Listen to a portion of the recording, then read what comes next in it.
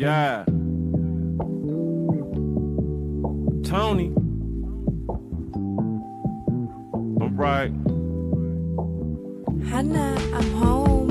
Yeah, Mr. Overlook, sometimes double book. Most of y'all is overcooked. I'm raw like some sushi off in Noble down in Malibu. Hope you niggas catch the hook. Me and bro, we matching coops. I count money fast as fuck. I got shorty backing up and lapping up spectacular.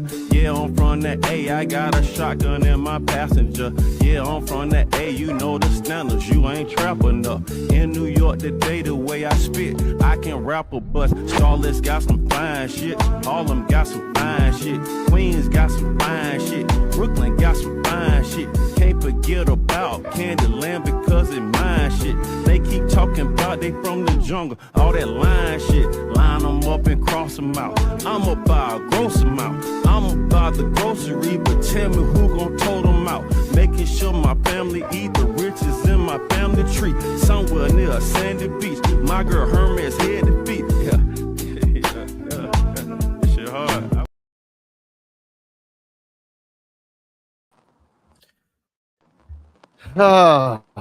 Ladies and gentlemen, boys and girls, children and monsters of ages, all space and time. Welcome to NXT Time with D-Walk. I am not D-Walk. I'm just the invisible man, Alex Coquito. He is on vacation for the next couple of weeks, but no matter what, the show must go on. I am joined today by my special guest and special co-host, Mr. Jet Fett. How are you, sir? I am good, and NXT was a blast. I unfortunately only caught the beginning and the end of it, though. So I'll break it down it's for you. that. It's all right. Yeah, I know what happened. I just missed it. I missed it live. Okay, I get it. I got all the way up into the end, and then I saw the clip of things happening for the future, ladies and gentlemen. But make sure to like, subscribe, and all that jazz. We're going to talk about NXT, break it down. There's going to be a rant about Kylie Armstrong. I'm sorry, but not sorry at all. Give a shout out to Right Hand Cammy. What up? What up to YouTube? We start the show off from a recap from Stand and Deliver from last week.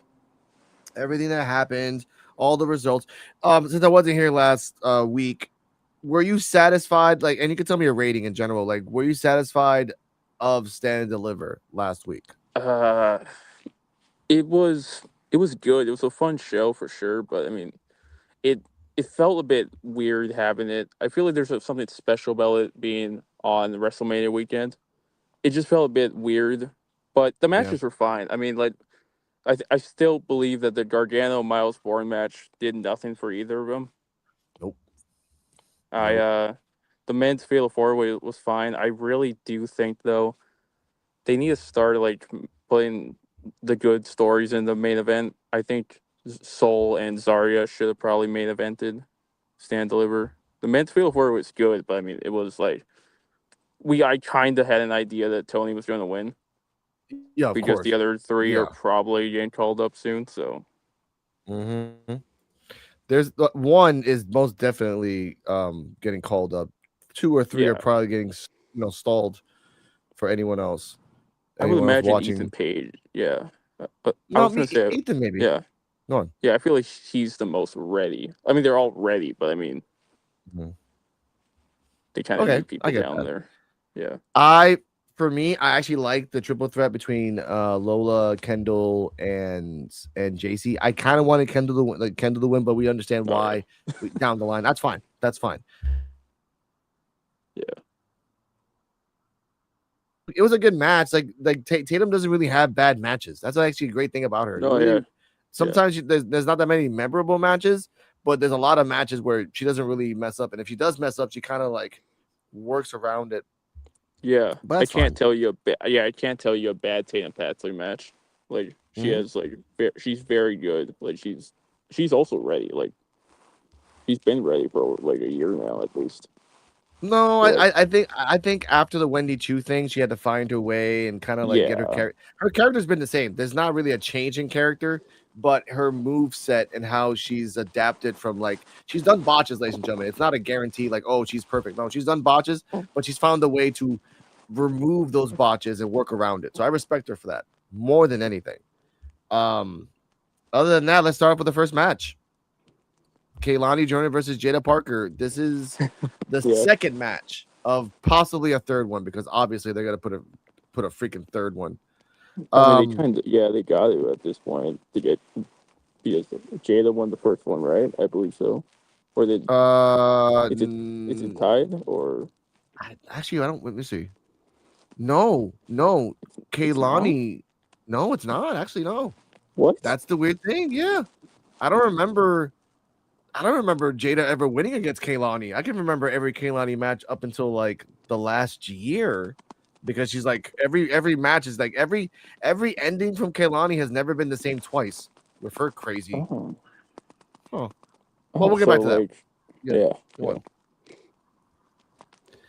All right. Let's just start this match off. Match starts off pretty good. At one point, the turnbuckle gets pulled off by accident, and that'll be in play later. Her hip and her lower body was hurting Jada Parker anyway. Kaylani was Yeah. focusing on it a lot, doing a lot of kicks. She did do the high step, the jumping booty thing, but she didn't do the legs because again her body was hurting, and I respect that.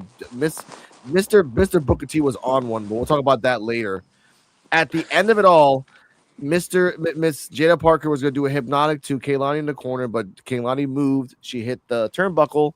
It injured her. Kaylani did her special, and Kaylani actually beat Jada Parker. Okay. I mean, it wasn't clean, so I guess that does kind of warrant a third match. But I don't see what this does for Jada. If Jada loses again, I don't see what happens. Like, what does she do after this loss? How does she bounce But back? there has to be a bounce back because I'll shout out to Real Black Couch Booking. Like, oh no, he got mad the night of when it happened, and he made a video, and then the day later he's like, okay, let me just redirect my video and say this. I'm like, okay, cool. But for her to okay, nothing against Kaylani, and I'm gonna say this now, former North American champion, everything else, but it's like Jada Parker is not Brock Lesnar stats, but it's Jada Parker and it's Kaylani Jordan. It doesn't. I don't freaking know why did They're Kaylani very have to high. win by accident. Yeah, they're very high on Kalani. And for good reason. She's great. Like She's great. she's very great. But Jada, I feel like she's been over like super super over for like the last couple years. It feels like, but for some reason, it just they can't give her anything. Like can't give her big wins. Oh my god. And again, nothing against Kaylani, but they're just copy pasting the same thing that she does, but to every single person. Target a body part, attack it all the time, attack them backstage, have a match, win one or two, and then lose at the end for Kaylani, and then you repeat. And that means she'll probably win this one, which she did, then win the next one, or Jada wins the next one, and then on the third match, the rubber match, which we all know this, as the sun comes up and the moon goes down, Jada Parker doesn't win. Because at the big one, she never wins the big one. Never. She's the Vegeta of NXT. Yeah, she's like they just have her not. They can't let her win any big match. It feels like anytime I watch NXT, and she has a match, I'm just assuming she's gonna lose, and most of the time she kind of does just lose. Nothing against that. Nothing against her either. It's just she's great. I mean, she has the skills on pretty much everything. Yeah. It's just the thing that hinders her and supposedly powers her. It's her butt. Like, stop using your butt as a weapon. Oh yeah. You know what? Yeah, she needs wasn't she using like a pump handle slam for like? Yeah, but then it's always what she used to do before this Kaylani match was like she would set up the hypnotic to the pump handle slam, but in this match she just went straight for the hypnotic in the corner again. Yeah, like, okay. I think she desperately, needs a new finisher. Maybe not desperately, but like it's a bit absurd. Desperately. Yeah, something different would definitely work. I mean, hip attacks, like that's not gonna.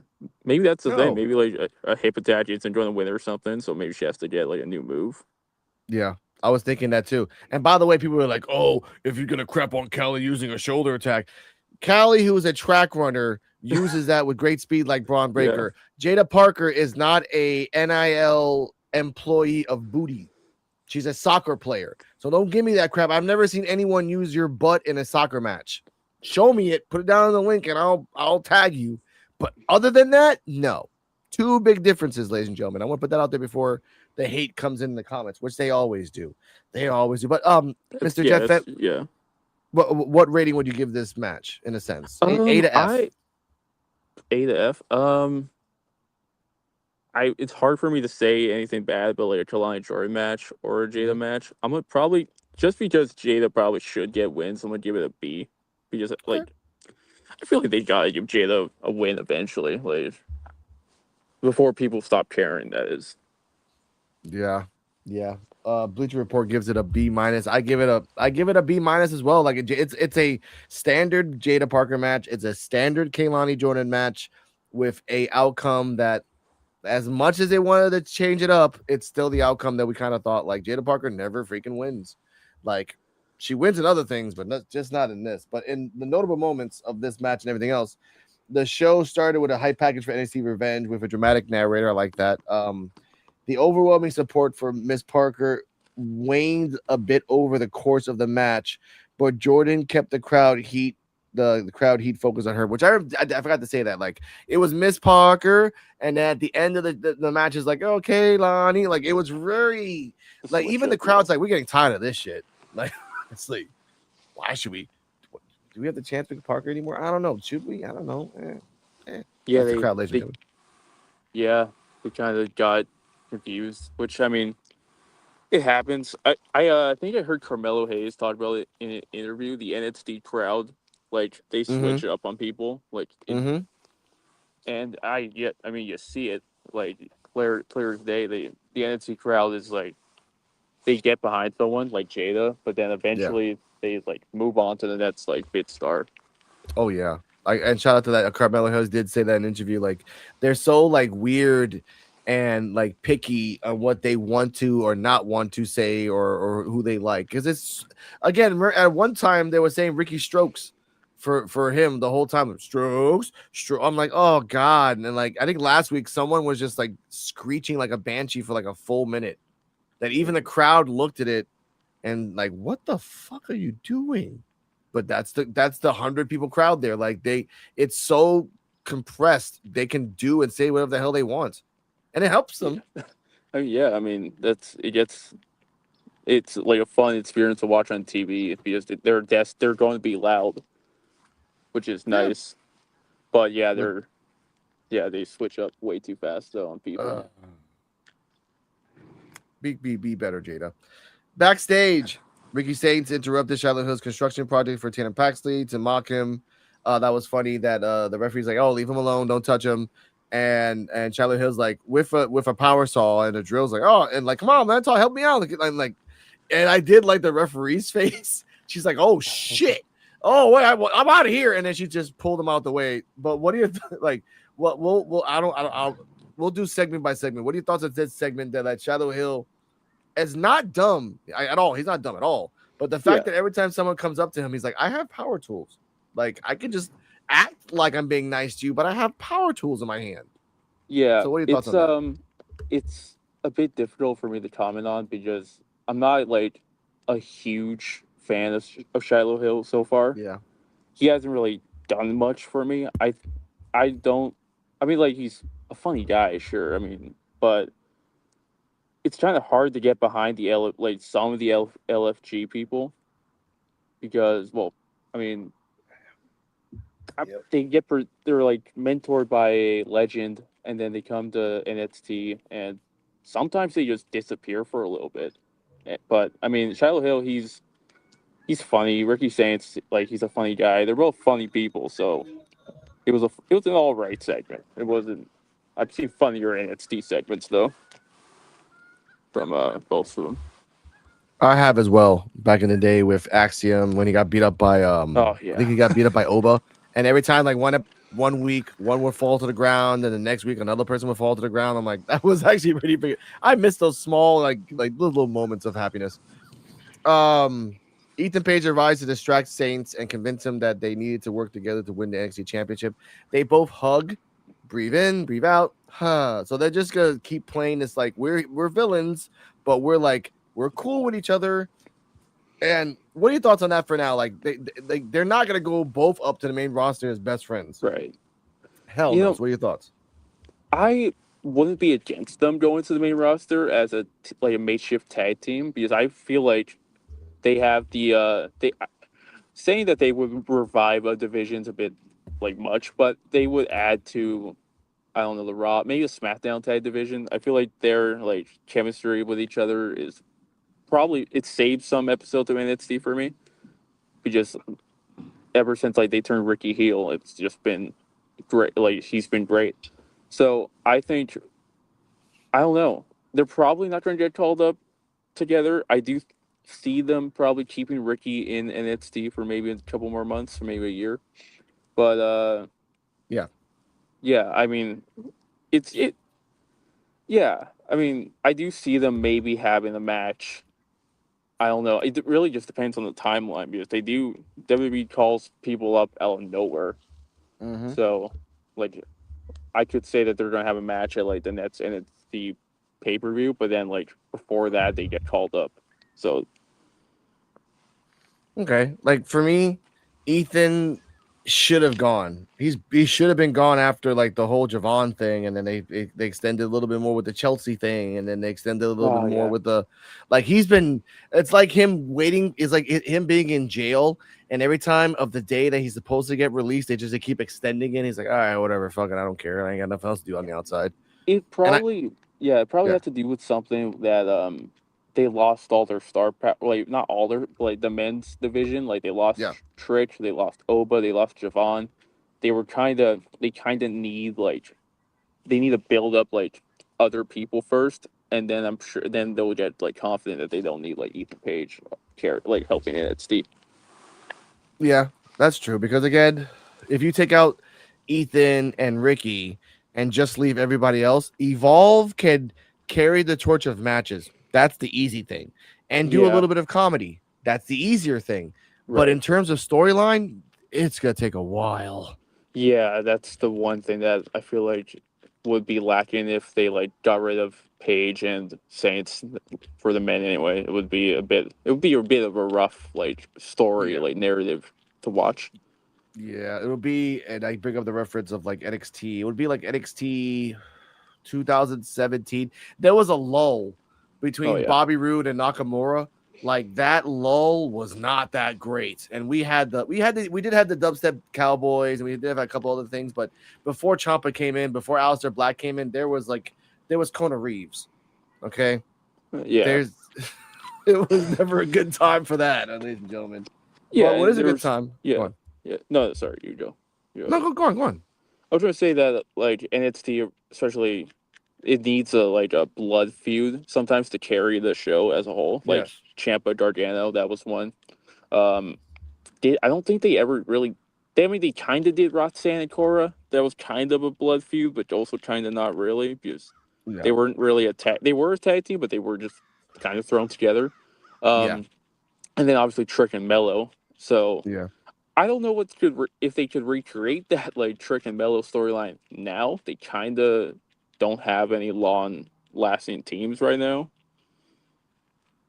They don't. So they could. Yeah. Sorry No, again. go on. Go on. I was gonna say they could have probably done like had they if they didn't have any plans to give Fratzy the tag titles on the main roster, they could have definitely done Oh like my a god. Frazier versus Axiom feud. I feel like that would have been awesome. I was waiting for that breakup for so long. When they both got called up, I'm like, you guys are assholes. Like you've been teasing Yeah, this for a year. Back when I nothing was the new though. co-host, Yeah, yeah, back when I was the co-host of Dennis, I would call Fraxium the cancer of NXT because every time they fought with somebody, they either turned heel or they just disappeared.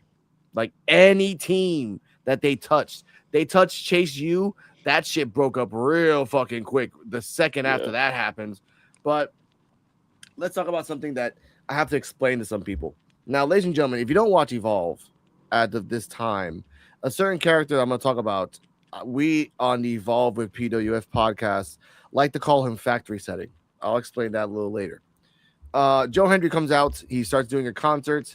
He's like, I failed. He starts singing that he did fail, that he was a champion once. And when he was about to say that he was thinking about or going to the main roster, Keanu Carver comes out. He's like, no more singing, none of that crap. Like, I don't want to hear this crap. Joe Henry's like, look, you gotta let me do my concert. I don't care what you say. They go inside, they brawl in the ring.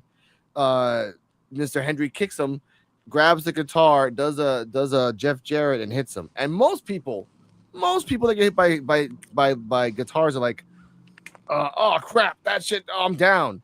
Factory setting Keanu Carver, which we bring it up, is a factory setting evolved character where he was just a murderer. There was no sense in his story. He was just a force of nature that was pissed. And if he wanted something, he almost killed Jackson Drake at one point in Evolve. It was actually pretty cool. So he eats the guitar. He beats up Joe Hendry a little bit more, takes him to the outside. Shout out to the cameos of Cyrus, and I think that was somebody else I didn't know that got beat up by Carver first. Once they went to the outside, Braxton Cole, Harley Riggin, and It's Gall was the ones holding Joe Hendry, and Joe Hendry was busted open on his head. Don't know how that happened. I think it happened in between like him slamming. I think when I went back to watch it again, I think when he slammed the guitar on Carver, a piece of it flew into his head because Carver didn't hit him at all and didn't like headbutt him or nothing. But that's what I think. But Carver on the outside charged, did a double clothesline to all four people, even It's Gall, and stand there dominated. And I know that there's some young podcasters and young YouTubers that do wrestling that don't understand this, and they use the race card. Oh, he's a super N-word. He's a dumb monster. Da da da da da. What are your thoughts on this segment? And I'll say my thoughts on this. I've been watching Keanu Carver since episode 1 of Evolve, so I know what his story is. Yeah, so I'm not super deep on the Evolve lore, but I can tell you for sure Keanu Carver is a standout. He's very entertaining. Whenever he's on screen, I'm very excited to see what he's going to do. And yeah, this was a great way. I would imagine they have a match next week. Carver and Hendry. It's been scheduled, yeah. Oh, it has? Okay. So yeah, and I like the presentation of Keanu Carver. I think he's like for lack of a better word, a beast. Like he's very, that's what they're going for, trying to make him on. I don't say on par with Jacob Fatu would be a bit crazy, but in terms of, when Fatu gets hit with something, he just he are used to no sell it. So I don't know. I like what I saw from Carver. I like that he interrupted Joe Hendry. Yeah, and that's pretty big for him, honestly. Because Joe's basically the number one babyface on NXT right now. I do like that, and mind you, it's the fact that Carver is a monster. There is no like, oh, he needs a storyline. I don't understand his character. Bitch, you should have watched Evolve. You should have watched it because again, he had a cast on his hands, and even though people are like he shouldn't really be wrestling, he has a cast in his hand. He still had a match and murdered people with that. Like, that was the point I love about Carver. Sometimes you don't need a fucking storyline behind a guy. Yokozuna was a big motherfucker. You didn't need a storyline. He had a manager, sure, but looking at him alone, I'm like, holy shit, this guy's a monster, and he can run around and do fucking high flyer shit. That's what Carver is right now. Like, people forget, and thank you for agree with me. Like, people forget that in the 80s or 90s, people used just to come in as the aura alone. That was their storyline. Yep. Yeah, that's how it works. But people forget that, oh, I don't understand the character because you're probably too young to understand what wrestling is back in the 70s, 80s, and 90s when we didn't have little text boxes or trivia in the bottom. We had to look at the guy from the stands and be like, this motherfucker, damn. Like, that's all you needed. Yeah. Bruiser Brody had a chain, and that was his character. Yeah. Either way. But I love this segment. I hope. What are your thoughts on this? The rumor is that this is Joe Hendry's last match next week. I think he's gone. I think that's the right call for Joe. I mean, they were already probably going to call him up to SmackDown. That's what I got from last year. But yeah, I mean, and you give Carver the big win. He's definitely going to be a contender for the NXT Championship. He's going to skip the mid card for sure. I think that's where they're going. And you know what? Yeah. Him as NXT champion, wouldn't mind it. I think him and Tony D'Angelo could have a pretty good feud in terms of like how chaotic it could be. So yeah, That also there are reports as well that after this match with Hendry, they are gonna push him to Tony D'Angelo. Like they already saw the potential in him yeah, and said, okay, we want to push you to the moon. And it makes sense because Tony D's like, oh, I defeat. And he did bring it up later. We'll talk about that a little later. But yeah, when he brought up the fact that, oh, I defeated the ruler, I'm the only one that did that. That's great. This is Keanu Carver. This is a whole other motherfucker. That's a whole other level that you cannot, like, you're the Sting. That's great. Boom. Keanu Carver is just a crazy macho man that doesn't have any charisma for now, but just as the monster. yeah. Give him time, and he'll develop the mic skills. And once he's done that, he's going to be a force to reckon with, Yes. not just for NXT, but for like Raw, SmackDown, AAA. You know. That and that's the point of it. Even Bleacher Report says it. This could be an easy answer for transitioning Hendry to the main roster. He puts over Carver to make NXT Big's monster, then transitions smoothly to SmackDown or Raw with nothing serious. Like you won the belt, Hendry. You don't really need to be Yeah, there at all. Like I think they should have like Carver like demolish Joe, not like a squash match, but like have him like I don't think they're gonna have him bleed, but like have Carver just destroy him, like send like NXT's number one guy with packing basically. yeah, and he has to do it. He has to do it in front of Booker T.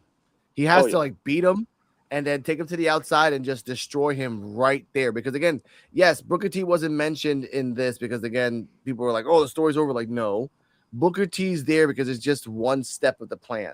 He's going to fight Booker T. If they're gonna do the whole Regal Castagnoli thing where Castagnoli like retired Regal in NXT, then you just retire Booker T in NXT with Carver being the guy. And we all know Jasper Troy is Booker's guy. I get it. yeah, And there's like a small like 30% legit beef with Booker T and Carver because he really doesn't like Carver. He respects him, but he doesn't like it because again, he doesn't like that this guy has this aura of a monster but didn't really earn it.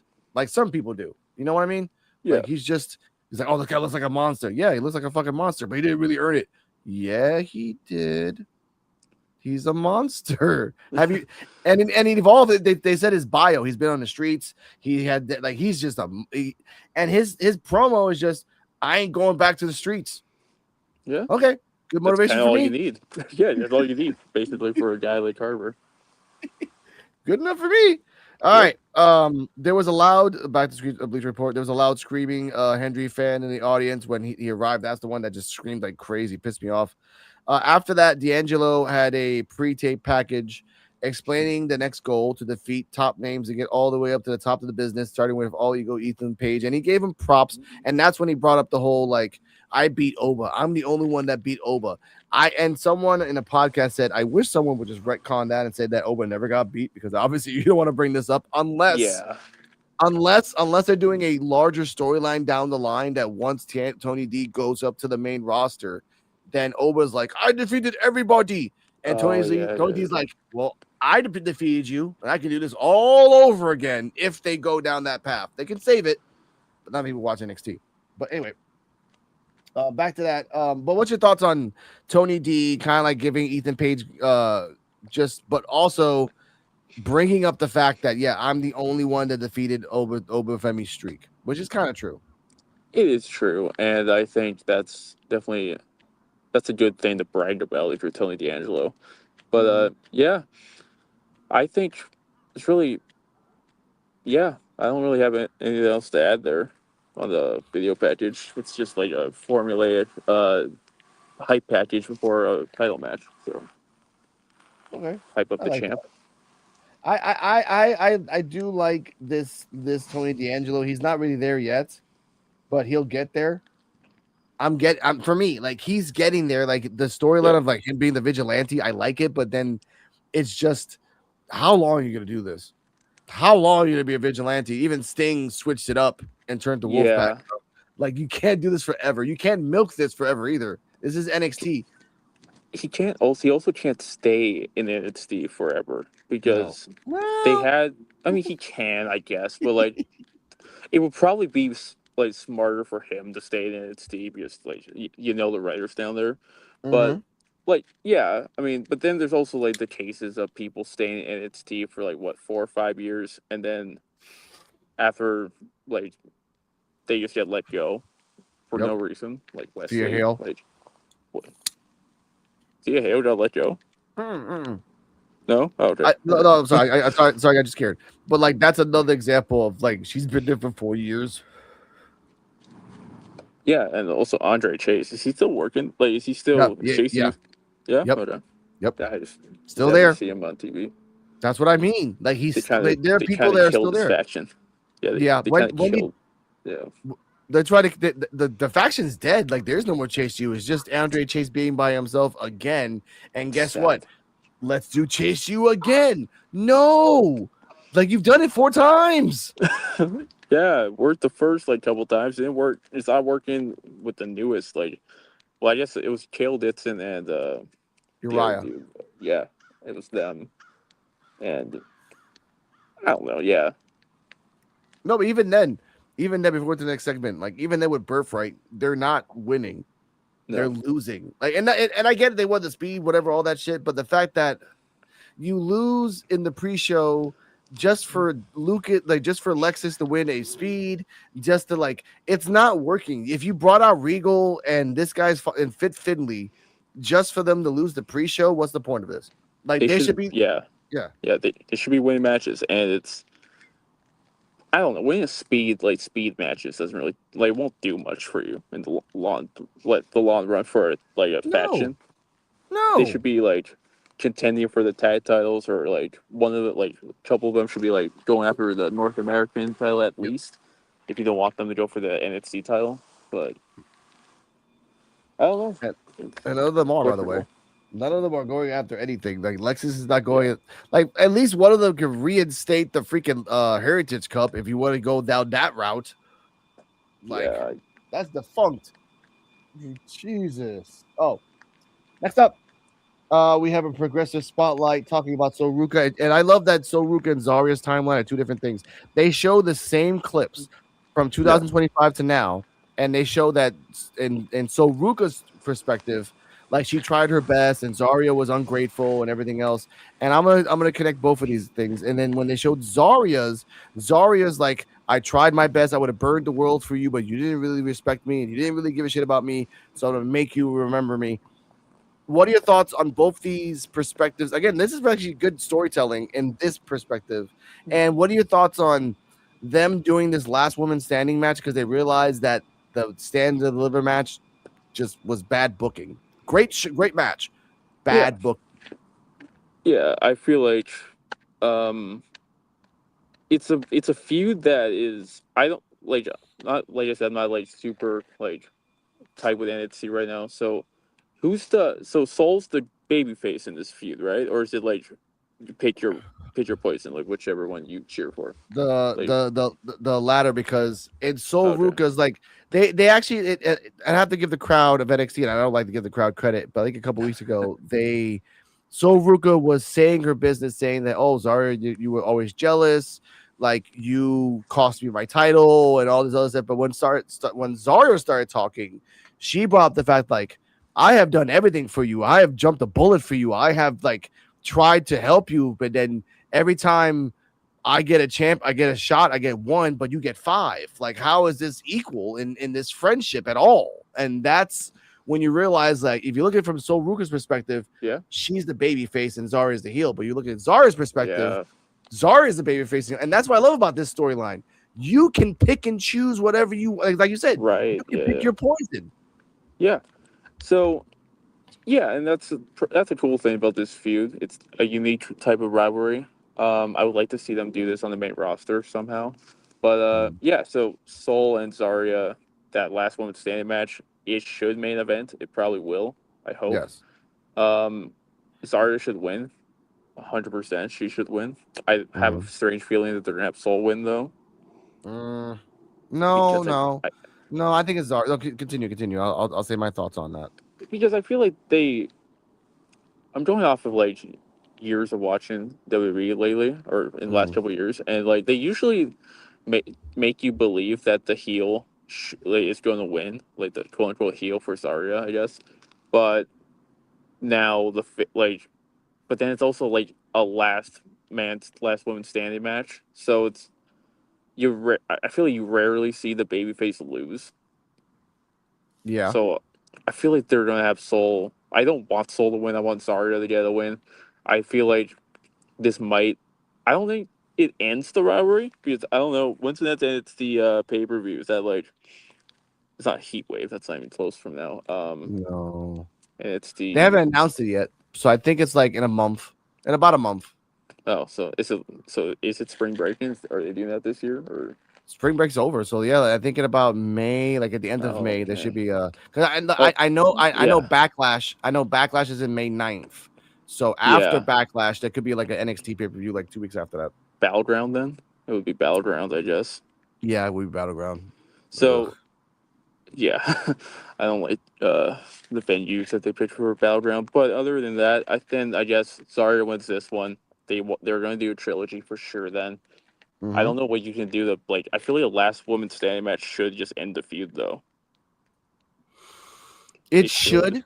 It should, but my thoughts on this is that Zarya like should win this one because Soul won the Yeah. last one. Yeah. And again, the times that Soul beat Zarya and vice versa are kind of off, so we don't talk about that. We just kind of assume that Stand and Deliver is the first one. Yeah. This one will be the second one, and the third match, which you just brought up, NXT Battleground. I don't think they're gonna wait a month because again, we don't know for sure when Soul's going up, but we do know that she is going up. We just don't know when. And Yeah. if they're gonna milk this to after WrestleMania, which is kind of stupid, and then milk this for another month, then I mean, because like the reports are that Soul is ready to go up, but they're just waiting for something. No, you don't know what the something is. I find that crazy. I find that crazy that they're calling Soul up already. I feel like they should have had like have had her win the NXT Women's Championship at least. I mean, she was North American champion and Speed champion, but Yeah. I feel like they should have same with like they called people up out of nowhere, like you said earlier. So this feud could like be going, and then boom, Soul gets called up. Rosario's left to I don't know do something because they did that with Ricky Saints and Javon. I feel like They Javon just did. got called up. Oba got called up, and that kind of left Ricky Saints in limbo for like a couple weeks before he like found himself again. That was a thing. Like for me, like since we have a new women's champion in Lola, and we'll talk about that a little later at the end of the show. Yep. Like we have all these new possibilities, but it also works for the men too, because right now we have two people that are going to leave, guaranteed in the next month at least. And we have people from Evolve, which I hate that they're like, oh, I saw this guy on Evolve, oh, I'll take him.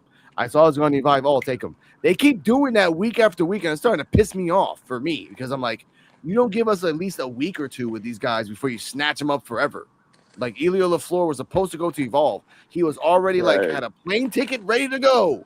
And they're like, nope, you're going with us. And then now he's hurt for 6 months. Damn, yeah, I forgot about that.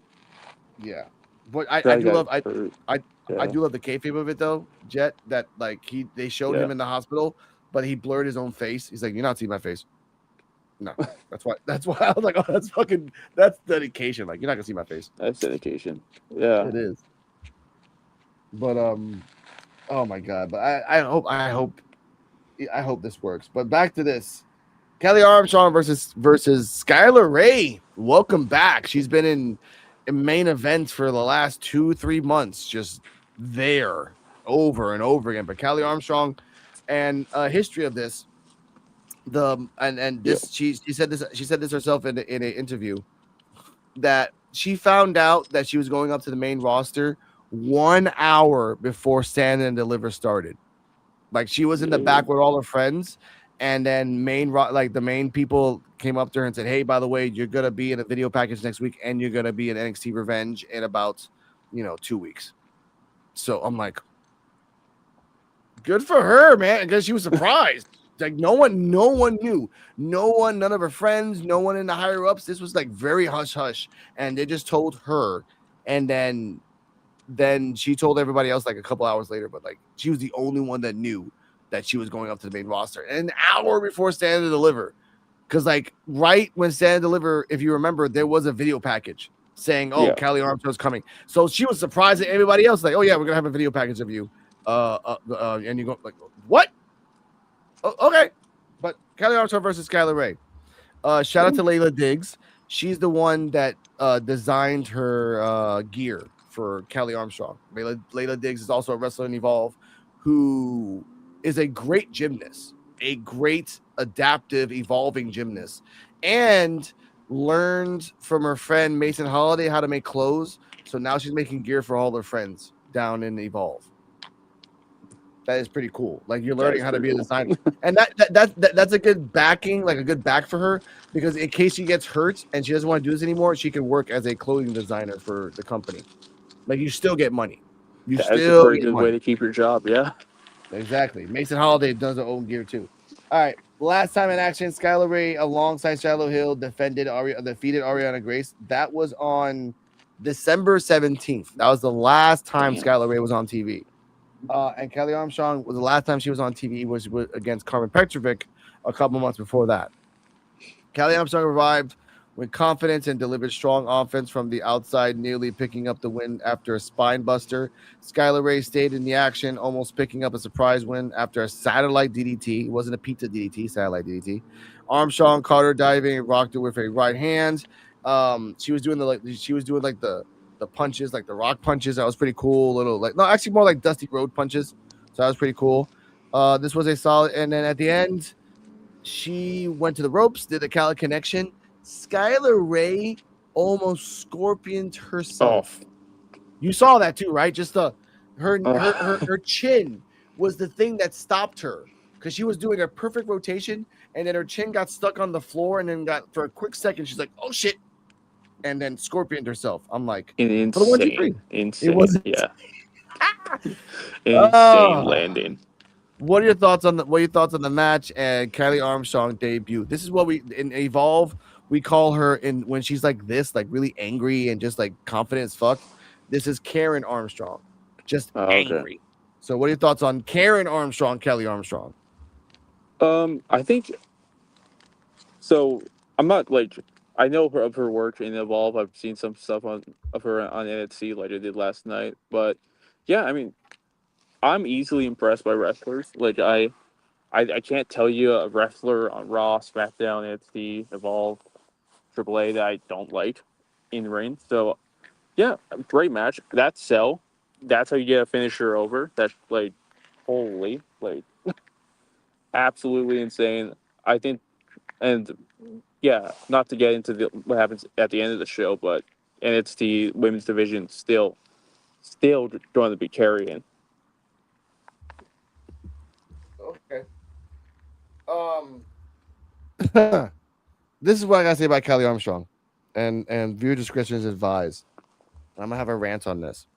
Now, Kelly Armstrong, since the inception of her character until now, and I say this specifically, has not changed her moveset. She did do a move I've never seen before. It was kind of like a jumping on the turnbuckle, did kind of some weird shit. But other than that, she has never changed her move style at all. She is the former Evolve champion. She's the first ever inaugural Evolve champion. Right. And from this match, and again, clip this, StreamYard. Shout out to Poison Rana, shout out to Fightful Wrestling. And I just have no hate against them, but I don't like it when you don't watch a product, but then criticize the wrestler from that product. Mind you, I know for a fact that Poison Rana, who are subsidiaries of Post Wrestling, do not watch Evolve. They do not. They never, ever. They only watched the Succession because it was in NXT and they wanted to see it. That's the only time they ever watched a match from Kelly Armstrong. And that was the match from Kelly Armstrong with Kendall Gray. Fightful Wrestling gave Kelly Armstrong Rookie of the Year. They gave her the award. But however, if you listen to their NXT reviews every week, they crap on Evolve. They don't know what Evolve is. They made fun of Lenny Luck and her medical condition. They just don't know nothing. So this is what I got to say about Kelly Armstrong. What was that? I was just gonna say that's kind of crazy for like Fightful to do, since they're like, I don't know, they're like they report on basically everything wrestling, so you would think they would watch Evolve.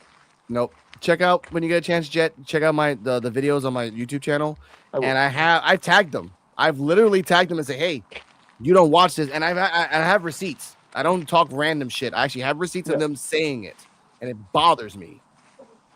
Like when Kendall Gray, we'll talk about Kendall Gray in a little bit. When Kendall Gray vacated her title because she won the match against Tyra May Steele, and then logical thought Thatcher, the best GM in the whole business of WWE, explained why. Fight for Wrestling. Oh, she vacated her title. What? Why would they do that? Oh, and then the other one says, oh, you know, why did they put Tyra? It was kind of a bad showing. Tyra looked like a fucking monster against Kendall in that match, and she only lost because she was green. That's the storyline of Tyra. So, but back to this. Why do you want to change a Olympic, not even Olympic, a world? She is a world record track star. She has a world record of something, of running. So she uses her thing for her advantage and uses a shoulder check. Why isn't anyone saying shit about Braun Breaker doing that? Right? Why is it okay for Braun Breaker to bounce off the ropes and do that, but Callie can't? Explain. Oh, it's a shoulder. No one should win with a shoulder check. Well, no one should win with a super kick, but people do that. No one should win with a DDT, but people do that. So why you gotta crap on a woman that has, like, she has perfected that Callie connection. She beat Natalia. She was in a 4-way. She beat Wendy. She had a great match with Kendall. She fought Nikita twice and beat her. So why are you crapping on a wrestler because her special is the same exact thing as Braun Breaker, except Braun Breaker doesn't bounce off ropes. He runs. Which, by the way, Braun Breaker said in his interview, Callie runs faster than Braun. He said it in an interview himself. Yeah. Your thoughts on that? That's all I gotta say about that. Because again, tomorrow on Evolve, I'm gonna bring my thoughts on that shit. My thoughts are that people saying that it's not a good finisher. I disagree. There have been way worse finishers. I think the speed of her, if it was like someone that could not, like, if you like didn't have the speed of her, or didn't have like the skill set of her when it came to that move, then yeah, I would understand the criticism. But if she can run faster than Braun Breaker, then there is no argument to be made that she has every right to do that move.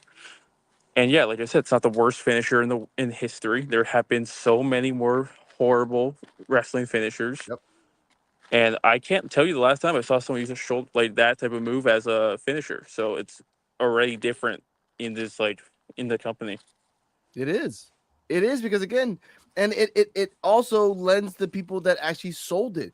Carly Bright got the Cali connection. She sold it. Nikita got the Cali connection. She got pushed back so far, it looked like a fucking pounce. Like a pounce. But Kiana Carver, oh, that's not a finisher, a pounce. Mind you, no one really does a pounce as a finisher, but it looks awesome. So is it too? One, yeah. It does look sick. So imagine if Keith Lee did a pounce as a finisher. Is everyone gonna be like, oh, I don't believe that? Look at Keith Lee. Exactly, right? Yeah.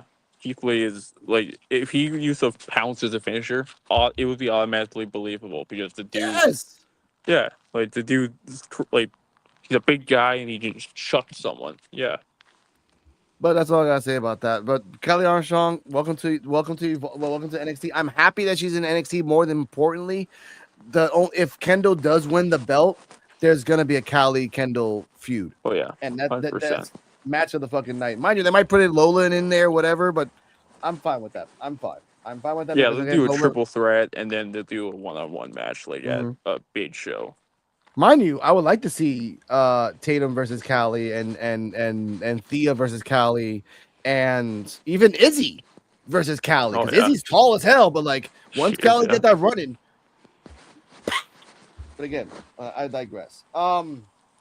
It is odd that NXT hyped Armstrong's match and Evolve to crown that. Yeah, that's also a little thing too. Like, you shouldn't have done this match for me, like booking wise. You shouldn't have done this match on Tuesday and then promote her to be on an Eliminator Gauntlet tomorrow or today. Like it doesn't. Like you kind of saying that, oh, she's here and she's not going to win. When you do that, that means she's not going to win.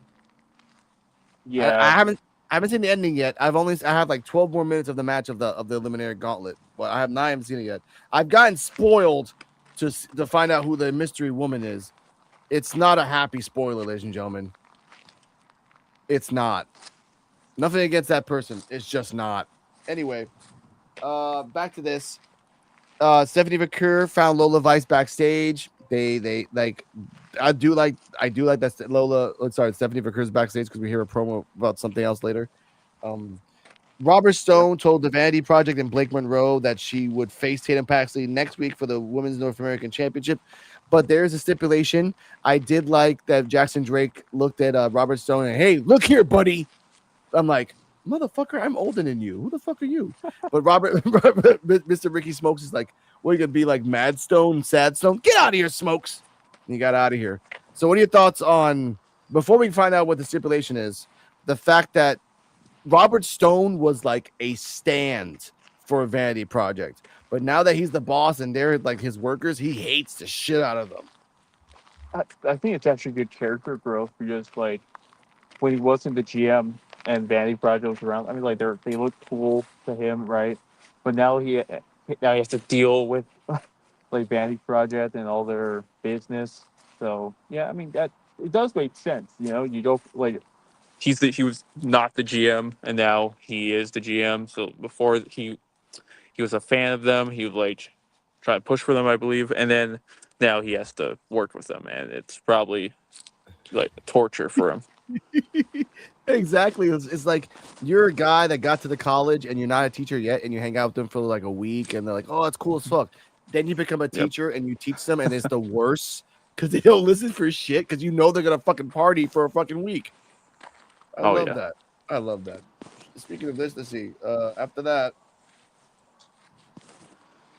that, we get NXT champion Tony D'Angelo versus All Ethan Page.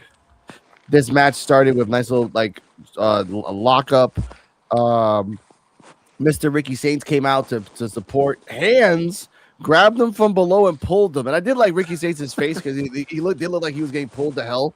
So he disappeared for a while. Very well, yeah. He did sell it really well. And then even after when we find out that Shiloh Hill and I he didn't have a mask on, he just had the equipment stuff on. Took it by the ropes and dragged his ass to the outside, like horse dragged him. And again, Ricky Saints' face. He's like, oh no! He gets pulled out. Ultimately, this match, thumb to the eye to Tony D'Angelo. And let's see right here. This was the two fought to the announce table where D'Angelo sent Page onto the barricade, follow in by a spear into the table. He finished the job with a spine buster to win. And that's the chapter close for Ethan Page. What are your thoughts on the match? What are your thoughts on that? I have something a bit like funny to point out. So Ethan grabs the NXT championship, brings it into the ring. It's on the ring floor. He hits the Ego and the ref sees it all. And then Ethan hits his finish, Ego's edge, onto the title. And the ref doesn't he saw it happen. So it was that should have been, if we're being realistic about it, it should have probably been a DQ. Or because it's also the same ref that it's always the same ref that sees the title in plain view, but just doesn't disqualify or anything like that. It was funny. It was like a goofy thing to see. It was, but then like other podcasts have said the same thing. Like, why is it passable sometimes where people cheat, but then it's not passable sometimes where they don't cheat? Like, it doesn't make any sense that he brought it in himself. He used it, and mind you, it's the chair paradox. Like, if you bring a chair into the ring and you do a DDT on it, does it still count as a qualification because you didn't grab the chair and hit somebody? Yeah. You just fell on the chair. It's kind of it's a weird fucking thing. Like it depends on the ref, but the refs in NXT have been inconsistent as a motherfucker. So that's actually just I feel like that's referees in general though. Like I go back to I believe it was Rhea versus Io last year for the world title on that Raw at the Chamber. And I think Bianca and Rhea got into a mini brawl, but then the ref didn't call it or anything. Mm-hmm. I think it makes more sense for title matches. I wish they like kept that consistent for like title matches. If someone tries to get involved, the ref just like says no, we're not ending it. That would make for far more entertaining TV if like the refs didn't just disqualify immediately. You know? Yeah, yeah, it's true. Because like honestly, I again, it's bad booking sometimes by the ref. Like they want to do good storylines, but the technical minutia gets them at the end. Like the small things that you don't have to do in this match. You could have kept in strong. You could have done some other things. You could have done a DDT on the steps of the outside and dragged them in, and that would have been a whole. Like just doing it just makes Ethan look weak. Like, oh, I beat everybody to get to the belt, but when you fought Tony, you ain't gonna fucking win, even when you cheat. Like it's Yeah. just bad booking. It's bad booking. Again, nothing against them. Nothing against them at Was the all. yeah? Was the table supposed to break? You think? Because the No, well, spear. sort of. No. Yeah, because he speared downward, but wasn't down enough. Again, like that's like almost 400 pounds of weight, and Yeah. Ethan jumped. By the way, he didn't like lay down. He's like, oh shit, and he jumped to get all the weight. No, I think it was supposed to. It just they landed on the corner too. They landed Yeah. literally on the right hand corner of the table. So Yeah. It looked like it was good. supposed to break, but yeah. I do like that. The streaming fan. Oh yeah. The screaming fan or fans in the audience were completely behind D'Angelo, just screaming. There was like the same guy who screamed to Joe Hendry was screaming for freaking D'Angelo. It's really bothers me. Miles Bourne comes out. He says that he was basically he called Stephanie Vaquer his dessert that he was going to enjoy, and he got some winks on there, so he's getting some punani that night. He talks about. Yeah, good for him though. He talks about Dark States and that when Dark State comes out, no one's safe. Then Dark State comes out. Deion Lennox is like, look, we couldn't get the NXT title, that's fine, but like the future of Dark State is that North American title. He's like, all right, fine, that's great, but like you're the leader of Dark State, Deion. Like you're the chooser. Like if I'll give you a match next week, but if you attack me now, there is no match. First ever smartest North American champion ever. Right. And Yeah. it's ever. I love that. Like, oh, you guys are a group. If anyone you guys touch me, no one's getting a match. No one. And I love that. Like, but no one ever talks about that. Anyway, Yeah. thank you for agreeing with that because I was like, I love that the booking was quite simple and just the smallest. And again, someone was mocking Miles Bourne as well in the audience. Really pissed me the fuck off. You know he's fucking deaf, and you got to make fun of it. Like that's really pisses me off. Yeah. Yeah. You heard that That's too, stupid. right? Someone was like, "Oh, I'm like, shut the fuck up." Yeah. Shut the. Some people. That's just like the thing about like this like bit industry, I guess you'd say. Some fans just need to just either shut up or like, come on, read the room. Come on. Yeah, I mean, but It's this is the same room. 2026. Come on. It's 2026, but this is the same room that says Ricky Strokes. Like Yeah. you just. Ugh. Yeah. But anyway, Saquon Sugars is like, I don't give a crap about that. It's like, look, we're thinking about me. Like, oh, you think about us or you think about you? So telling the Dion. He goes inside the ring. Miles Bourne, I don't give a shit what you call it, Miles Bourne. You did a zigzag. You did a zigzag and they all ran away. But what are your thoughts? It's a stupid zigzag, but still. What are your thoughts on Miles Bourne's promo and Deion Lennox? Again, these are the cracks for Dark State. I think it's a question. I mean, I don't think it's questionable since I guess it is like for Dark State, I can see them. It's a sad thing because I can only see two of them being successful after Dark State. I think Dion is going to do great things. I think Sugars, he's going to do a lot of great things. The other two, Osiris and Cutler, I don't know. I feel like Dark State, it's too soon to like tease this like dissension in Dark State. And with WWE's track record, they really like to go take their time with like breaking groups up. So I think this is one of the times where it's actually a good thing. Don't break Dark State up yet, even though I think NXT is lacking in the like a babyface faction. I feel like. I'm trying to think if there's any like prominent ones on NXT Just because you have a birthright. bunch. That's it. Aren't they though heels? Are they? there is no babyface factions in Yeah, NXT. Like there that's hasn't. what I'm saying. Like, there's no Nope. need. Yeah, I guess they should. I don't know. I'm trying to think of it as if Dark State should stay a group, but then there's already like enough heel factions in NXT. Maybe they could do Yeah. like a tweener thing where Dark State just feuds with like whoever they feud with, depending on like if they're face or heel. That's whichever. That's the way they go. I don't know. I feel like yeah. I mean, but so we got Dion versus Miles next week. I have a feeling that Sugars is probably going to, or Dark State's going to accidentally cost Dion the match, Mm, which could be. I like Dion Lennox. I think he's like he found himself in this group and he found his career. Like, I mean, yeah, he had like Dark State's impressed me a lot since they like formed. So would not mind if Dion won the title. I think it is too soon though for Miles to drop it. Unless they move him to the NXT Championship, which I can see them doing, but I don't think they give it to him yet.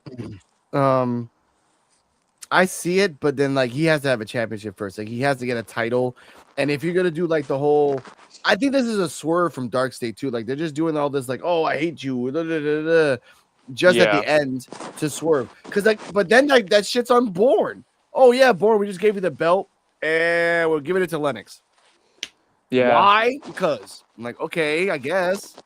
I mean, yeah, that would only work if they give Bourne the NXT Championship. But since Tony just won it, He I ain't don't see getting it. D'Angelo dropping it for like Nope. maybe until Kiana Carver. Maybe Carver beats D'Angelo for it, and then you have Carver go on like a 6 month, maybe 8 month run with the Yeah, you title. could.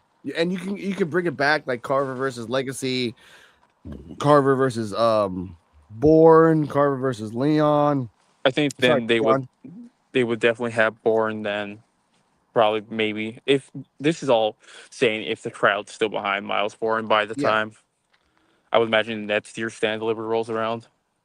I Oh, that's because I envision Tony D'Angelo holding the title until maybe Heat Wave or like because I feel like they're gonna stretch it out a bit.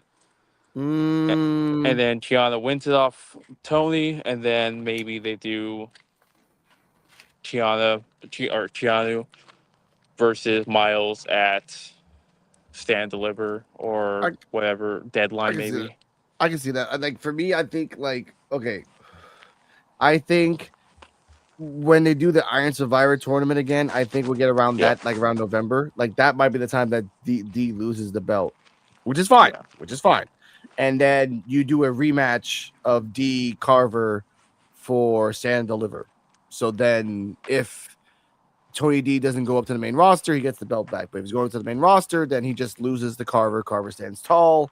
Because yeah. Carver's not going to the main roster for a while. I'm No, yeah, giving him at least yeah, 2 years, at least a year, 2 years to get his character, figure it out, get some belts under him and some like reps, yeah. really have some fun.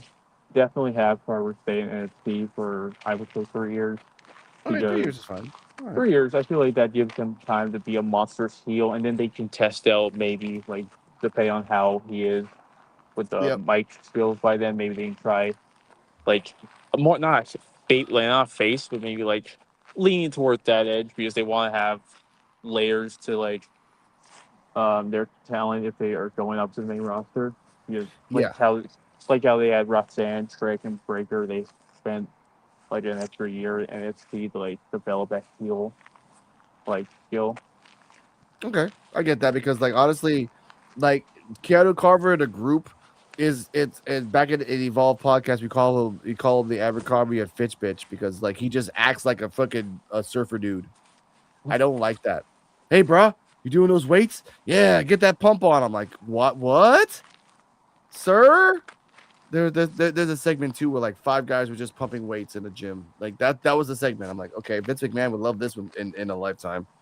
But speaking of what they like in a lifetime, Dorian Ducks versus EK Prosper for the speed, not for the well, in the tournament for the speed championship. Yeah.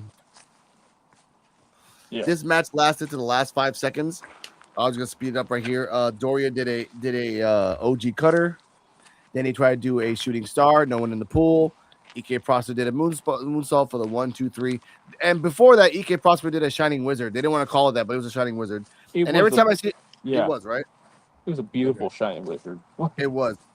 I want to give a deep reference to YouTube here. If you want to see Xavier Woods scream out shining wizard, find Funhouse and type down Funhouse Xavier Woods. He fought Lauren Sontag in 2K, I think 16 or 17, and they both had unlimited reversals. And it's kind of rare that you have a guy who plays wrestler, who is a wrestler, and a guy who actually is like a savant in games. But every time he said Shining Wizard, he's like Shining Wizard, and he would just Oh scream yeah, it. yeah, I yeah, love this. Every time I hear him, like Shining Wizard, and just yeah. like pop out. Not to go on this side tangent about Xavier Woods, but he also yelled "Shining Wizard" in when him and Rollins played 2K18, I believe. It was one of the videos. Yeah. I remember that because I remember laughing so hard hearing Woods say that. Oh my god, I love it. Yeah. I love it. Mm. EK Prosper is. I'm still trying to get behind the new name. Mm. I mean, I know why they changed it, but it wasn't. His old name wasn't that bad. It He is wasn't. It gonna was take. awesome. Yeah, it was great. The other guy in the match, I believe people are calling him DVD. I believe. Yeah, the DVD. Yeah. Mm. He is. I wasn't really like I didn't know much of his work, but now I'm going to be doing a lot of research on him because I didn't expect him to do like cruiserweight stuff. He looked like a big guy. He looked like a Jasper Troy in this situation, like a Mm-hmm. big guy in a speed tournament for some reason. But then yeah, he had an OG cutter, which I have a bit of a problem with people hitting a bunch of cutters for some reason. I don't know. Yeah. It's a bit much. I feel like everyone's doing it and then they never win with it. And then I'm supposed to believe that Javon can win with his OG cutters like he can win with it, but this guy can't. But granted, he didn't go for the pin, so maybe he would have beat EK, but I highly doubt it. No. But Yeah. but my thought, like I remember the time when everyone was doing Falcon arrows, and that was a thing too. Like, oh my god! And that was the mythos where every time I see Falcon Arrow, I just hear Excalibur, Falcon Arrow, he's done the deal. It's over. 1, 2. Oh my god! How the hell did he kick out? Because like that was like I remember Tyler Black, which is Seth Rollins. He would do the Falcon Arrow and he's like, no, I would win. Like, I ain't losing to a Falcon Arrow, bro. I win with a Falcon Arrow. I'm like, okay, cool. Then there was the super kick. Then there was the standing Spanish flies. And then, like, after a while, now everyone's doing destroyers. Oh yeah, that's like I I don't like get like making fun of indie wrestling or anything, but like anytime I watch any like match from the indies, they just have to hit a destroyer. Like they should be doing like a great match, and then they have to hit a destroyer for some reason. Yep. Like it's a nice looking move. Don't get me wrong, but I mean everyone does it. Everyone, even Like 60-year-olds. Yeah. So it's not fun anymore, ladies and gentlemen. Like we just need something different. Bring back the guillotine driver. Fuck that I shit up. remember watching. I think it was Orange Cassidy and Penta in AEW, and they traded destroyers, but then they kept going. Like they hit a destroyer, then another one, like on each other. That was when I was like, okay, well, that's just dumb. Like, why are we no selling destroyers? Right? It just gets to the point like, okay, you're just diminishing the move. Like it just doesn't. When everyone started doing super kicks, I'm like, oh, it's a super kick. It's not the same. It's not the same as Shawn Michaels. It's not the same as Dolph Ziggler's. Like you just gotta like take it or not. Now everyone's doing like everyone's doing suplexes. Like everyone's doing weird suplexes now. I'm like, Everyone's okay, doing neck breakers. yeah, I And haven't seen that in a while. Yeah, like we talked about Shiloh Hill earlier. His finisher is a move that I believe Jason Jordan did. That's deep pull right there. Jason Jordan hit that was his finish. Jey Uso does it every now and then. Like a suplex into a neck breaker. for a back suplex, the neck breaker. Yeah. And then like everyone does like what's it called? Rolling or not rolling neck breaker. Damn. What's the neck breaker or whatever? And then everyone just does. It's like I want like people need to start doing something unique to stand out because like I think some people like on the main roster they have like something that no one else does.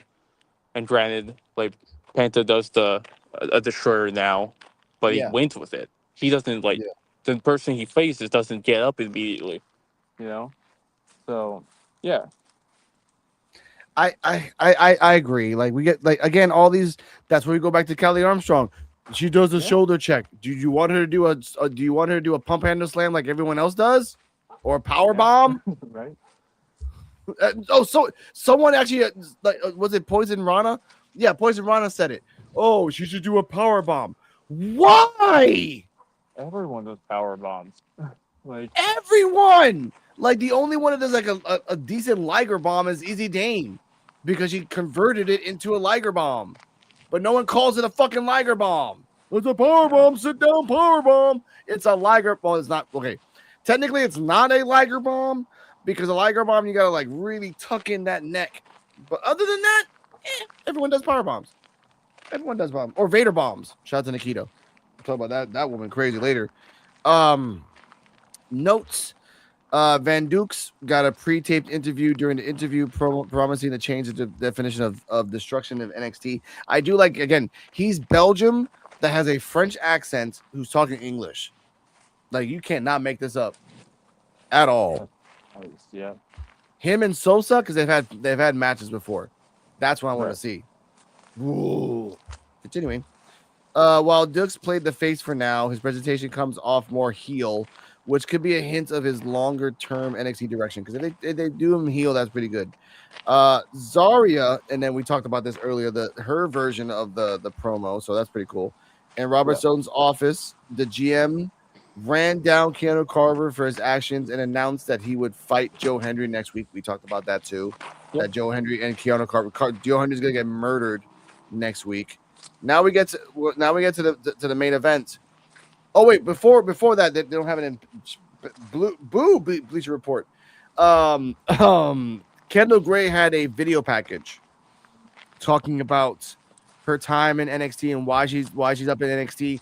I love this because she brought up Evolve. Like I was in Evolve. Yeah. Like look at my first match to my last match, and it's totally different. They brought up Rosenberg's commentary, which was like the second week after she left, that if you watch Evolve and watch all these wrestlers, you can see where they're going from with this.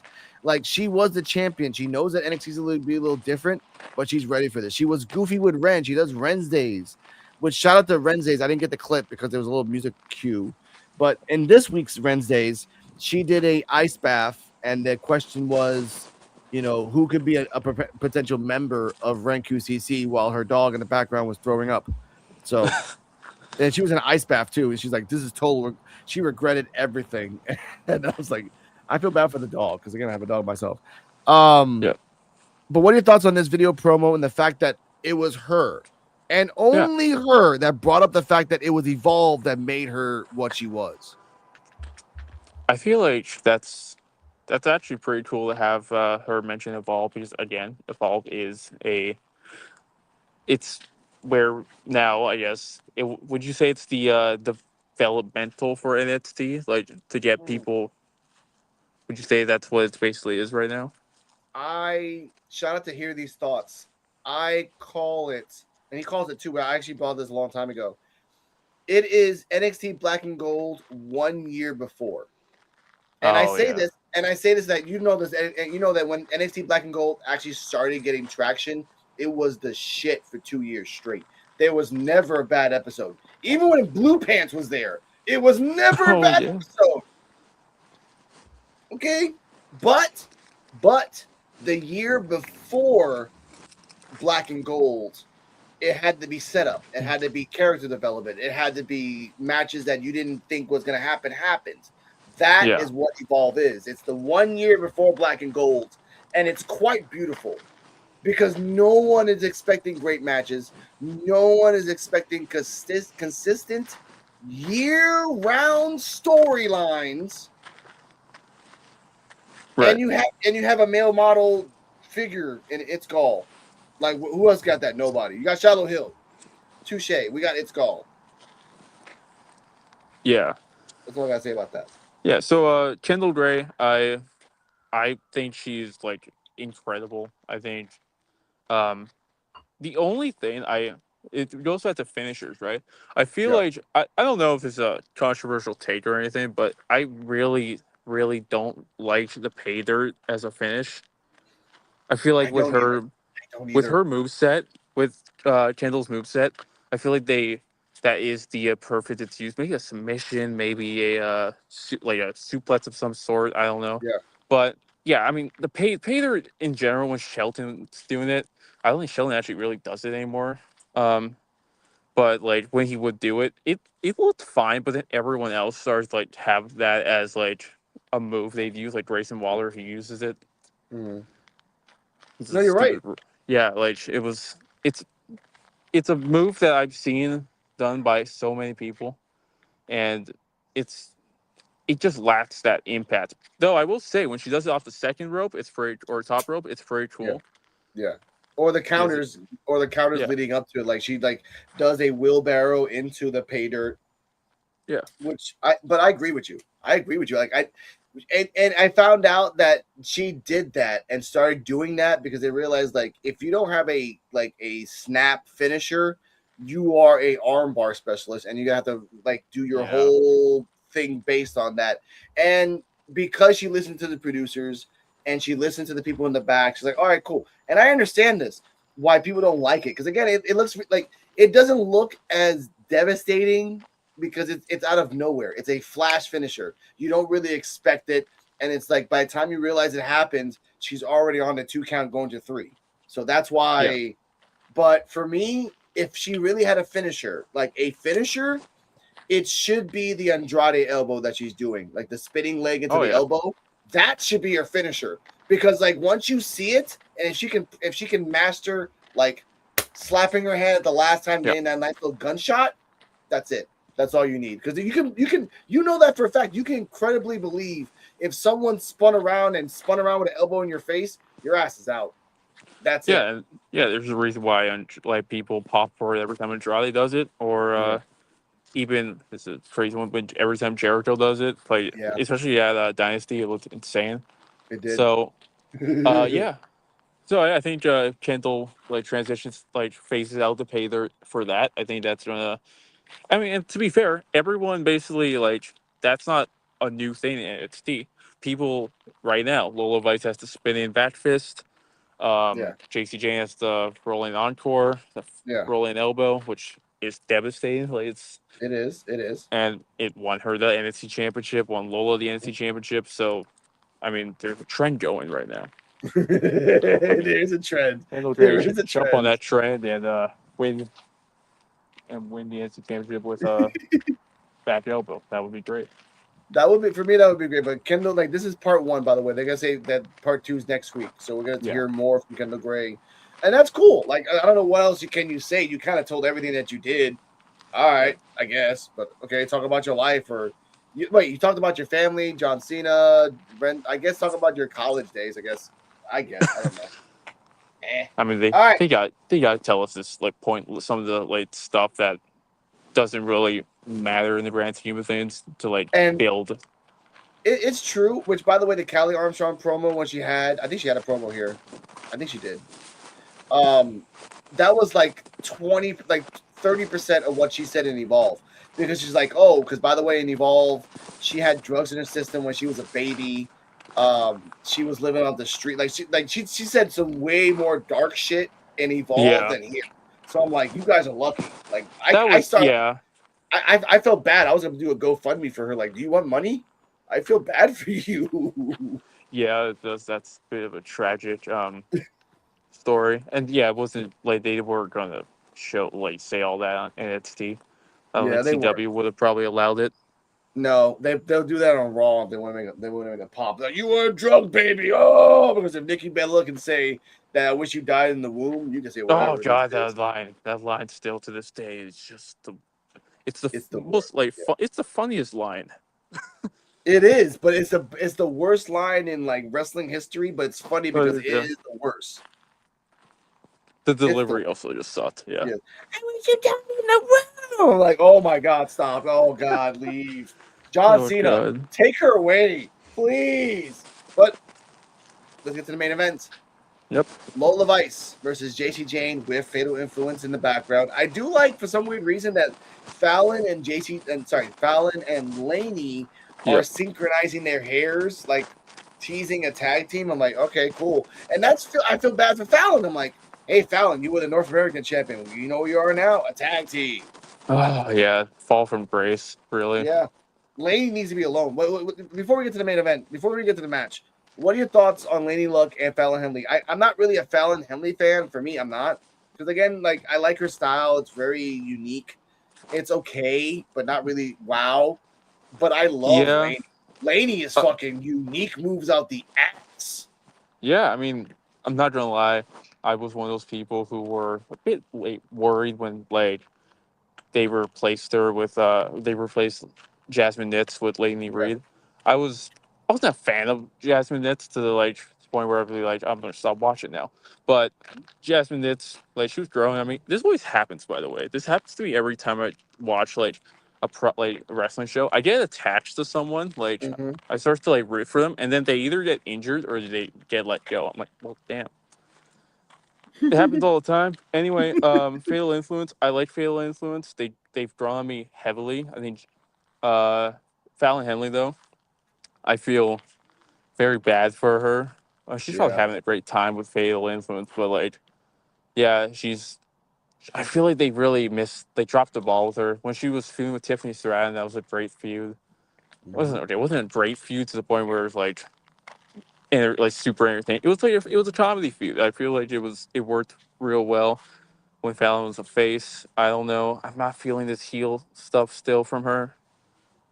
I, yeah. I mean, it's not really doing much for me.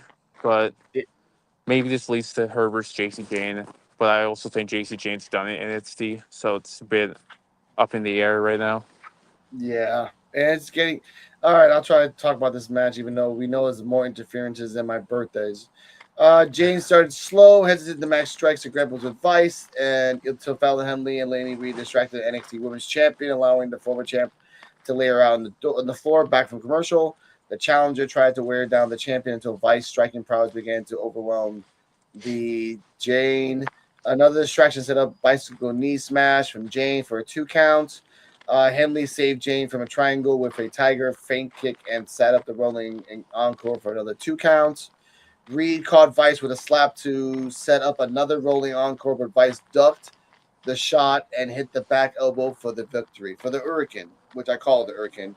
Yeah. Post match, Zarya tried to make her own statement by arriving with music, but Ruka attacked her, starting a brawl to the back, while Vice stared down 3 new challengers. Now, these 3 new challengers is this.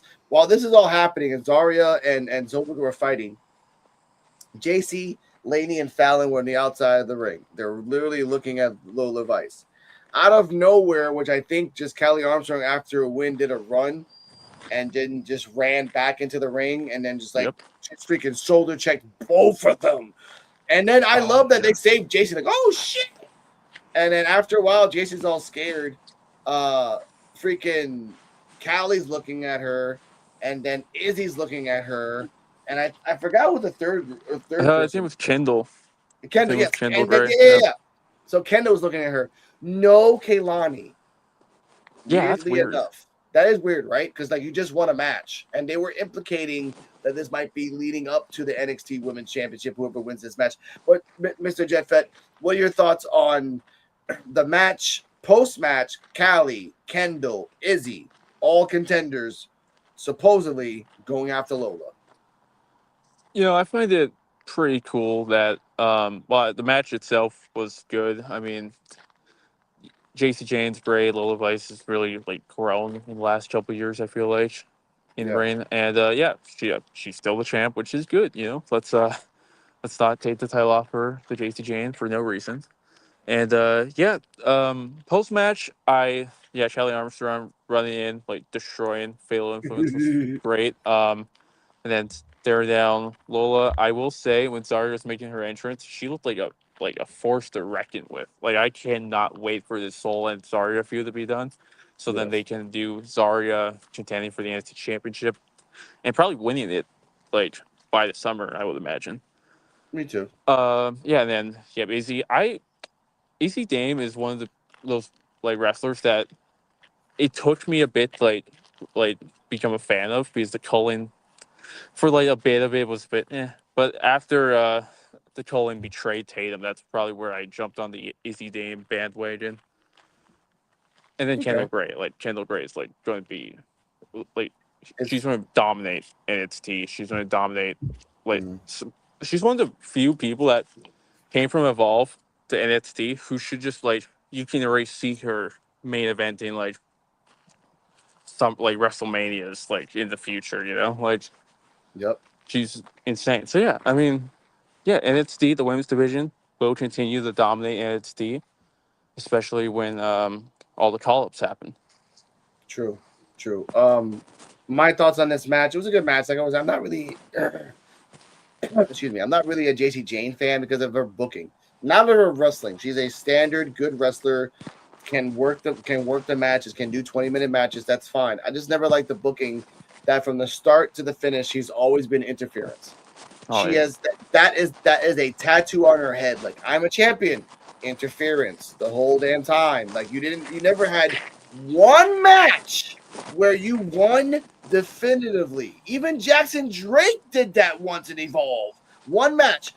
Like, Swipe Right never got involved. They were in the VIP section of the whole time. He won clean. That he's still a heel. That's why I'm like, for me, JCJ never clicked. But however, Lola Vice being the thing I didn't like about Lola Vice is that after you won the belt and you being the first Cuban American champion, and then after the fact that the last 4 years a Latin American has won a belt and stand to deliver, it's a weird trend that's happening for the last 4 years straight. yeah. Your first thing that you do is champion is twerk your ass with Sexy Red.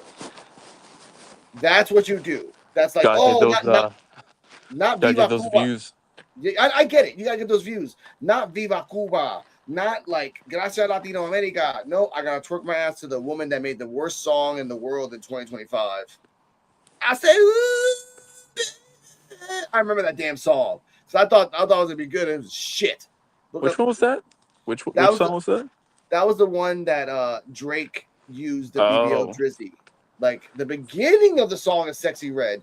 The ending of the song is Drake doing a freestyle over the BBL Drizzy beat. oh, okay. Well, when I think of a Seti Red song that came out in the like last 2 years, I feel like Yeah. the one with the only one I really know by her is the one with she did with Bruno Mars, though. Yeah. The that one, it's just a funny song. Like, Yeah. yeah, she's one of those people who I just don't really like. I understand why she's featured. I mean, she's as long as she doesn't have a match, that's fine. Like, but I don't know. I find it funny just when Shawn Michaels and Seti Red like interacted. Uh, Something I did not have on my bingo cards when I. no. Yeah. Oh, I did not have that on my bingo card. I don't want to have that on my bingo card. I don't want to see her in the wrestling ring at all. But yeah, look up that song of like Here with Drake. It was just bad. But there's something else I forgot before we get out of here. Tatum Paxley talked to Robert Stone in the back. Oh I forgot about that. She told Robert Stone, like, hey, I'm getting tired of this shit. I want to send her to hell. And she was all the way up to like the fourth floor on the top. And Robert Stone's all scared. Like, can we get down here? Like, no. Shallow Hill comes in like, oh, I finished your casket. It's done. Tatum Paxley says, I want to have a casket match with Blake Monroe. Okay, sure. So what are your thoughts on that and predictions of who's going to win? So I honestly thought they were going to build to a ladder match for both of the for the fake belt and then the actual title. I thought that's what they were going to do. A casting match is fine. I mean, Tatum and Blake are probably going to put on a banger. Hopefully they get enough time though. Hopefully they don't get like a shorter match. So yeah, it's gonna be fun. I think the smart move were I don't know. It's hard to call because I think Blake is staying in NXT for a bit longer, which is fine. Yeah, she's with Vanity Project now, I guess. Tatum, it's a bit of a rough one to call because I feel like they could easily call her up like next week, have her do interact with Lyra because there's already a story there. I just Yeah, I don't know. It depends on like, but then at the same time, I don't know how it's really the main roster crowd. I don't know how they're going to react with a Tatum Pasley type character. I mean, There's gonna be people saying like comparing her to stuff with the Wyatt sits with how like unhinged she is, which isn't a fair comparison. So I guess they could go down that path. Yes, they. I don't know. I think that if she goes into the main roster in SmackDown, she should have an encounter with the Wyatt Six. But Yeah, then all she Wyatt should Six. join. No, not even join. Like kind of like Yeah, she hangs out with the Wyatt, like she's like around the Wyatt Six, and Wyatt's just like, I respect your weirdness. We're not gonna bother you. We're gonna go on. Like it should be like an acknowledgement and then a separation of things. Like yeah, you don't have to put her with the crazy people. Like if her first debut in let's say SmackDown, like oh I want to open challenge, and then she comes out of SmackDown with a chainsaw, like you're gonna get popped. And then yeah, her wrestling will do it for her. Like she yeah. will wow the crowd. But yeah, you're right. Like it's just she's weird, and you have to set it up for her to get to where she needs to go. Like that's She has competition. one. Yeah, she has one of those characters that I feel like it works real well in NXT, but then once they get called up, it doesn't work as well. I Yeah. can think of an example. Dexter Loomis. He was Oh, so over in NXT when like and then he got released, but then came back. He was over. Don't get me wrong, but then it kind of fizzled out. So yep. WWE kind of gave up on him. So I actually started watching NXT just for Dexter Loomis. Index was like one of the best things to happen Yup. in a long time. Her and Indy Hartwell, like those two were like, and Oh Indy yeah. Hartwell's not the greatest women wrestler in the world, but No. like it was just lightning in a bottle that worked. Basically, like what Tatum and Shiloh Hill is now for them. Like they both are Yeah. lightning in a bottle that works for some weird reason. So Yeah, and yeah. yeah. There. So all in all, that was NXT. Final rating of the show and just predictions of NXT Revenge Night 2. I know we have casket match. We have Hendry versus Carver. We have I think something else. I forgot what it was. Well, Dion just and Miles. Dion and Miles. So those three. So what were your predictions on that? And just final rating of the show this week. Yeah, I'll give my predictions first. Okay. Carver's obviously gonna win, no doubt. Yeah. Again, wouldn't make sense to have Joe beat Carver, especially if this is Hendry's last match. I think Tatum and Blake, like I said, it's a hard match to call. As of right now, I'm gonna go with Tatum, Okay. but I can easily see Blake winning it as Yeah. well. It's a casket match, so I feel like Tatum can't lose a casket match. Though She I hasn't don't lost one. She's 2 for exactly 2. so exactly. So I mean, like, there's a streak there, so they could also keep that going. Miles and Dion, I can see it play both ways.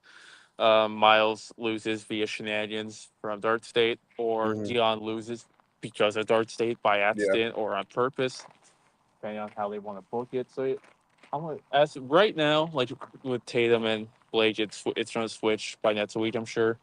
But Okay. I'm just gonna go with the safe option, Miles Bourne. Okay. I Just you know point it. what's I'm disappointed that there's no tag match for week 2, Yeah, honestly. But there's no good tag division. I mean, mind you, there is Vanity Project. They are a great tag team and they they are. hold the belts. But there's no one right now who is credible enough to go against them. There Unless isn't. they're from like the main roster or they're from Yeah, AAA, like and or TNA. and they're turning into Axiom where they have to fight people outside to Yeah, like. And there's nothing wrong with them. But like, guess what? OTM sucks. The Fat Boys suck. Chase U is dead. Freaking, there's no other tag team left over there. Like, There's no other heel teams. Yeah. No, there is. There's High Rise, but then that's funny. I hate calling them High Rise because they were High Rise with Wesley. Wesley is gone, so now they're in Limbo. So they're called Limbo because I haven't seen them in about 4 months. Yeah, I don't know what they're going to do with them, honestly. They're not even hurt. They were there because of Wes, and now they let go Wes, which still blows my mind. But yeah, I mean, I feel like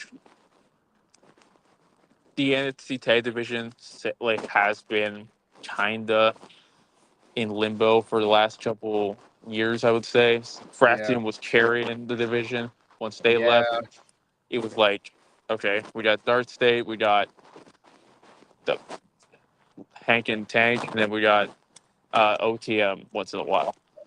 Yeah, that was the teams. Yeah, that's basically the main teams, and now you have Vanity Project. But other than that, there's like no one else. There's no one else. Even if you go to the main roster, let's bring 2 people down. Why? Because it just buries them. Yeah, I guess it depends on who. Like they could have people that aren't like being featured. I feel like the Creed brothers would be great, especially since they're not doing anything for some reason. Yeah. That will always blow my mind that they have the Creeds not doing anything. The LWO, they're still a thing. Believe it or not. Del Toro and Wild, they're still a tag team, I believe. Oh my god, the new Wild looks just weird. He's just all over the fucking place, but that's just walking. But that, by the way, ladies and gentlemen, I don't think there's going to be a PWF Wrestling Talk on Saturday because WrestleMania Night 1 is going to happen, and you know how people are going to watch it. I'm not going to get into that shit.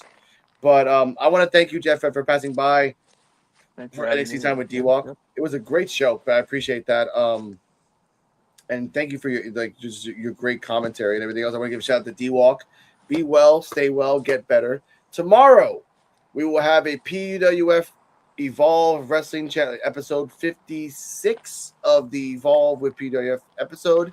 We will talk about the 8-way Eliminator Gauntlet tournament. We will talk about It's Gall with their new team. We will talk about that WWE has trademarked 2 new names. Shido Ash, Shido Ash, and the second name is the Mog Squad, which is MOG. Yeah. I heard about that one. Yes, I'm actually very excited because for a second I thought it was Vanity Project. They were going to call themselves the Mog Squad with Blake Monroe, but it doesn't make any sense. It just doesn't. So that means the Mog Squad is going to be a few people and then Evolve. And if they're giving them a name and they're giving them a stable, that means they give them confidence. And they are really doing the feeder system of like, okay, we had the Vanity Project and Evolve. They're in NXT. We need a Vanity Project and Evolve again. Okay, we call them the Mog Squad. Yes. Yes, please. But stay healthy, stay happy. It is smart. Stay healthy, stay happy. Shout out to Tafreel Terrell, CJ Wolfie, Jet Fett. Shout out to oh, by the way, Jet Fett, please tell them your socials where they can find you and tell them where they can find your YouTube channel. I totally forgot about that. My apologies. Yeah, I told you. You can find me at JetFed or Jet_Fed on Instagram, JJFed8 on TikTok, and JetFed on YouTube. And I have 2 other channels on YouTube as well. Just labeled JetFed2 and JetFed3. So, yep. Nice. His YouTube channel, and I will actually look for JetFed2 and JetFed3 will be down below in the description below, ladies and gentlemen. Make sure to subscribe. Get him to 1,000. Get him to all the way to the numbers of the sky. And we're out of here, ladies and gentlemen. I hope that YouTube didn't really get me on my intro, and I hope they don't get me on my outro, which I think we are good. But let's find out together, shall we? Bye, guys. Damn, Rican, where you found this?